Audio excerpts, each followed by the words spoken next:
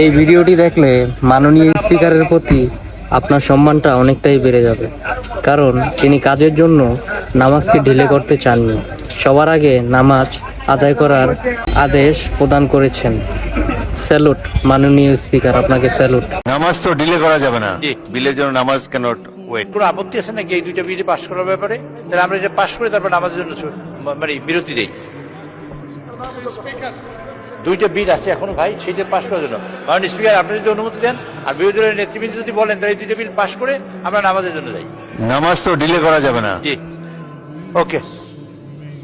আমার মনে হয় নামাজের অনুমতি দে। নামাজের এই বিলের জন্য নামাজ ক্যানট ওয়েট। মাননীয় সদস্যবৃন্দ, সংসদের বৈঠক বেলা 3টা পর্যন্ত বিরতি দেওয়া হলো।